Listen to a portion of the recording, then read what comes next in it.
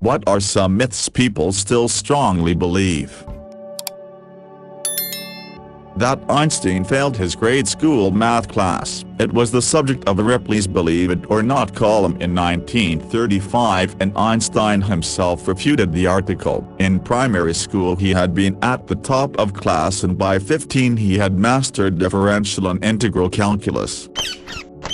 This comes due to the fact that he went to school in Switzerland, where the grading system is inverse to the German's grading system says that 1 is the best and 6 is the worst, and in Switzerland 6 is the best and 1 is the worst. He had 6 in maths and science, but was all in all just an average student. Source: CE=Mic2 book, with grades around 4.5 to 5. These marks would have been tremendously bad in German grades. Oh, thanks for this. I honestly didn't know it wasn't true. Stupid of me to just take someone's word for it and not fact check, but don't think I continued the spread, but I will for sure spread the truth when the opportunity presents itself. Actually, vinegar. There's sting stations at some Australian beaches that contain vinegar. Hot water works for protein-based venoms such as stingrays, lionfish, stonefish, etc. I was barbed by a stingray once and treated it with hot water, which helped a lot. Can confirm, stung by a stingray, hot water helped. Stung by a Portuguese man of war, not technically a jellyfish, but same principle, vinegar helped. That being said, I'd take 1,000 jellyfish stings before I'd ever take another stingray. That was an excruciating experience. Fat turns into muscle during workout. Edit. Yes, I know many people who actually believe that fat cells transform into muscle cells when you work out, and skinny people need to get fat before gaining muscle. It's not metaphorical. Also, another common fitness-related myth is sweating on its own causes fat loss, which is not true. It's only water weight that'll be lost. The other reply already said it, but I want to say it again, and slightly different. But losing weight is 90% diet, 10% exercise. It doesn't matter if you exercise 10,000 calories a way of you eat 15,000, you will still gain weight. If you sit on the couch all day and literally starve, 0 calories, you will slowly lose weight without any exercise, and die. But let's be reasonable. Activity level is very important, but diet always wins. So many people think narwhals are mythical. A more serious one, that people who have been hurt or oppressed are morally better. My mom thought that because she had been hurt by her dad, whatever she did to the family was somehow justified. The Hutus were legitimately oppressed by the Tutsis, but to be fair, that comes back to Leopold, the patron saint of Africa. All people are fundamentally similar. It doesn't make it thicker either. It's a bit of an optical illusion, because when you shave it you're cutting off the tapered end into a flat one which looks thicker. Just because the trunk of a tree is thicker than the top branch doesn't mean that cutting it off will make it grow back thicker than before. Or that hymens fucking cover the vagina at all. Hymens are just like a ring around the edge. Women don't need to bleed at all. We just usually lose our virginity from stupid boys who don't know a thing about sex. If a girl is properly relaxed and loose, which won't happen until we stop talking about how painful sex will be when the hymen breaks, she won't bleed. Sorry for ranting. I just hate how badly people are still educated about female anatomy and sex. I remember trying to explain this to someone. After a few minutes of arguing, I tried to explain it using the inverse. The lack of a hymen does not equal lack of virginity. To do this, I explained that my hymen broke when I was 9 due to blunt force trauma from a swing hitting my pelvis. He decided that meant I lost my virginity to a swing. As the mother of a child on the spectrum, this stupid fake report has been a thorn in my side. I noticed something was off at 2 months old when he wasn't looking at me or smiling back or responding to his name ... long before he had the MR. When he was diagnosed years later, We realized my husband also checked off the boxes. So did his dad and his brother. It's genetic, and if people would truly look at themselves or their kids, they'd realize that it was there long before vaccines were invented. My grandfather had brain damage since birth because of lack of oxygen, could barely read, got kicked out of school for being too dumb, but he was put to work, learned a trade, and ended up having a family, not because he wasn't disabled, but because back in the 40s they just put able-bodied, intellectually disabled kids to physical labor. There wasn't as much stigma against him eventually marrying because there wasn't a label yet. People act like disabilities didn't exist, but people just didn't write about them for most of history unless it happened to rich people, and no one cared to define or classify intellectual issues unless they happened to rich people. I've pointed out multiple times to people that insist that there's no proof autism existed before vaccines that yes, there is. Changeling folklore, the belief that fairies will steal human children and replace them with their own unhealthy offspring or a log glamored to look like the child, describes behaviors that fit autism descriptions. So before morons believed vaccines cause autism, they believe the fairies caused it. They don't take that very well. Yeah, that seems to be a fundamental flaw in all the legal systems around the world. You're directly responsible for another person's death. You're going to go. You've significantly and knowingly but indirectly contributed to the death of thousands or even millions of people. Nah, can't prove without a doubt that you were really the last straw that broke the camel's back for any one of them, so you're getting off scot-free. And they keep adding to the list of things vaccines cause. According to them, vaccines contain fetal DNA. They don't. That turns kids gay and or trans, and that there's no proof homosexuals and trans people existed before vaccines. Have you ever checked theirs for their fictional vaccine injuries? They list the dumbest thing as being a vaccine injuries, including bad bleach jobs, tattoos, Gulf War syndrome, gunshot wounds, motorcycle accidents, body crushing, whatever that is, suicide, murder, etc. As someone who works with kiddos on the spectrum, I still hear this all the time from parents while they're yelling at me that it's my fault their kid has autism. I'm a medical professional. No sir or ma'am, we have many theories with kiddos on the spectrum about correlations for autism. Vaccines are not one of them. That women pee out of their vaginas, and for people are just now discovering this, women do not indeed pee out of their vaginal canal, they urinate from their urethra, which is located at the opening of the canal, or it could be a little more upwards towards the clitoris. Edit: I never thought my first award would be on anatomy of females. For more clarification, people use the word vagina incorrectly, describing the whole outside and inside portion. The vulva is everything on the outside, such as the clitoris, urethra, labia minora and majora, and the vaginal opening. The vagina is the whole canal that goes to the uterus, ovaries, cervix, and fallopian tubes. The urethra is in different places on every female. Sometimes it's closer to the clitoris or it's closer to the vaginal opening. Sometimes it may be a little bit inside the vaginal opening. I highly suggest people look at a diagram of a vulva to better educate yourselves and to not spread false information. I thought we peed from the clitoris. Watching porn for the first time at 12, some dude going down on a chick, and I asked my buddy, with so much confidence, "Why is he licking her pee hole?" She answered, annoyed and disappointed, "That's your clit." So my brain tied the two together. Didn't find out where it actually was till after my second child, at 28 years old. When I was on a road trip, had to pee and my husband asked if we should stop. I said hell no. I got this, sealed the water bottle around my clitoris, and then pissed myself, and the car did some googling on the female anatomy after that, and showed my husband how dead wrong I was. We can't all be scholars, you know.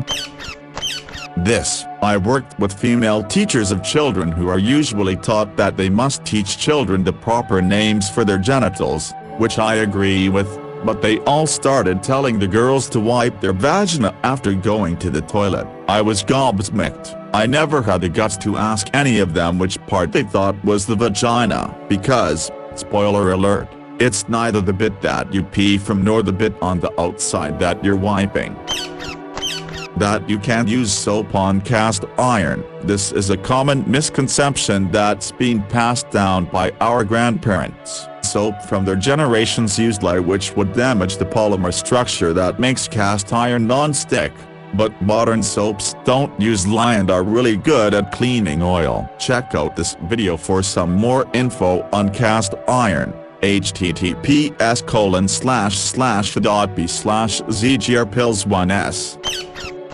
When people talk about seasoning cast iron cookware, it has nothing to do with the way food will taste. Seasoning in this sense is about building up a thin non-stick layer of polymerized oil, which happens with regular use. The definition here means the passage of time, like the seasons of the year, and not the other more common definition of seasoning which we are familiar with, flavoring food.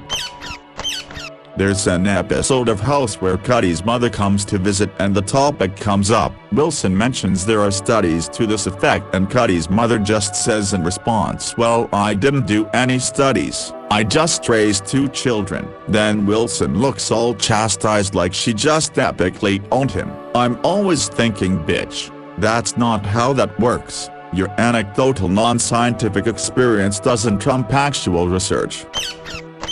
Sounds like the son of my mom's old boss. Dad was CEO of an insurance company and did a term as the president of the country club.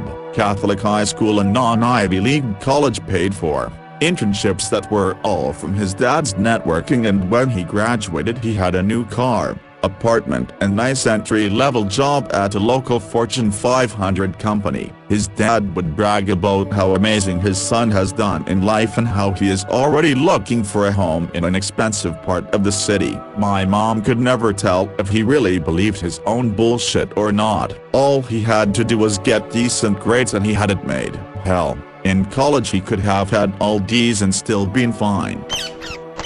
Sounds like the son of my mom's old boss. Dad was CEO of an insurance company and did a term as the president of the country club. Catholic high school and non-Ivy League college paid for. Internships that were all from his dad's networking, and when he graduated he had a new car, apartment and nice entry-level job at a local Fortune 500 company. His dad would brag about how amazing his son has done in life and how he is already looking for a home in an expensive part of the city. My mom could never tell if he really believed his own bullshit or not. All he had to do was get decent grades and he had it made. Hell, in college he could have had all D's and still been fine.